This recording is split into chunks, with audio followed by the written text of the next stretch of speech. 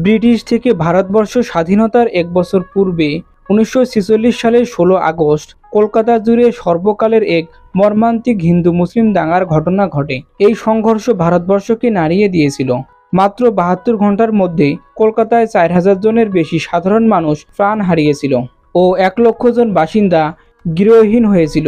দিনটি ছিল মুসলিম লীগের ঘোষিত প্রত্যক্ষ সংগ্রাম দিবস বা ডাইরেক্ট অ্যাকশন ডে।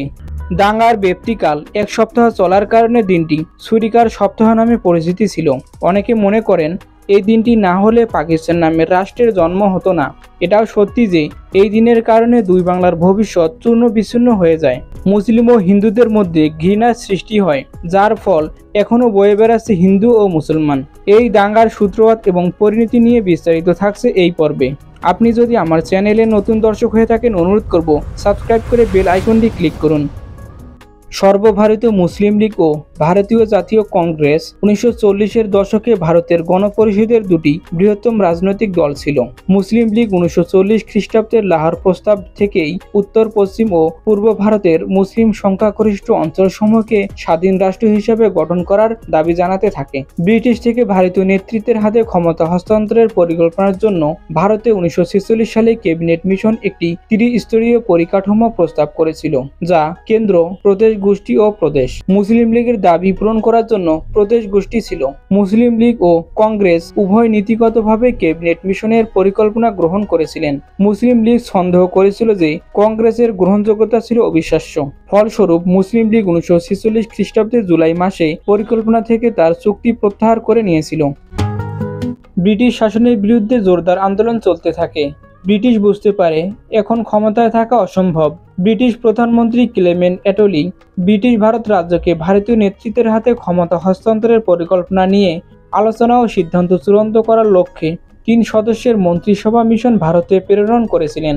1946 সালের 1 মে প্রধান দুটি দলকে সাথে নিয়ে উক্ত মন্ত্রিসভা ক্যাবিনেট মিশনে ক্ষমতা রদবদলের ত্রিস্তরীয় পরিকল্পনা কাঠামো তৈরি করেন।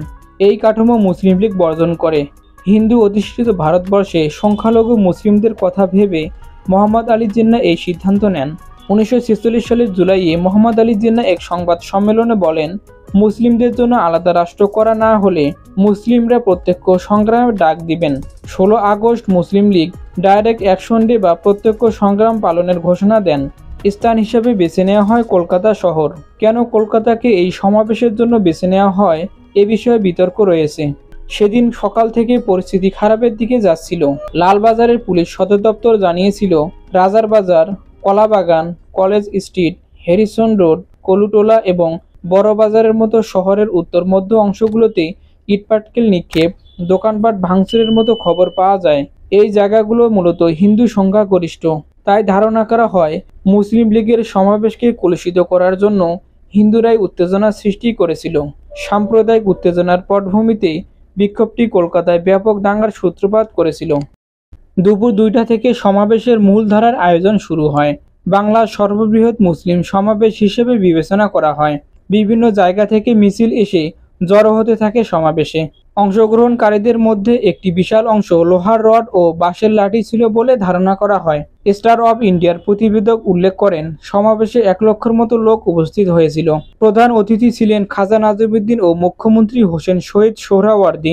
মুখ্যমন্ত্রী বক্তৃতায় উল্লেখ করেন, সকাল থেকে বিভিন্ন জায়গায় হিন্দুরা মুসলিমদের ওপর হামলা করেছে।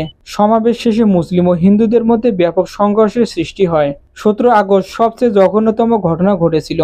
সামরিক বাহিনী কারফিউ দিয়ে নিয়ন্ত্রণে আনার চেষ্টা করে। সেই সময়ে সামরিক নিয়ন্ত্রণের বাইরে থাকা বস্তি ও অন্যান্য অঞ্চলে আইনশৃঙ্খলার অবনতি ও দাঙ্গা প্রতি ঘন্টায় ঘন্টায় বাড়তে থাকে।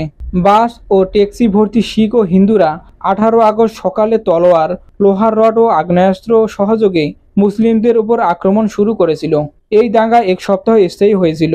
22 আগস্ট ভাইসরয় শাসনের অধীনে নিয়ে ব্যাটালিয়ন মোতায়েন করে দাঙ্গা নিয়ন্ত্রণে আনতে সক্ষম হন। এই ভয়াবহ পরিস্থিতি আতঙ্ক হয়ে কলকাতা শহরের মানুষ বিভিন্ন জায়গায় চলে যেতে থাকে।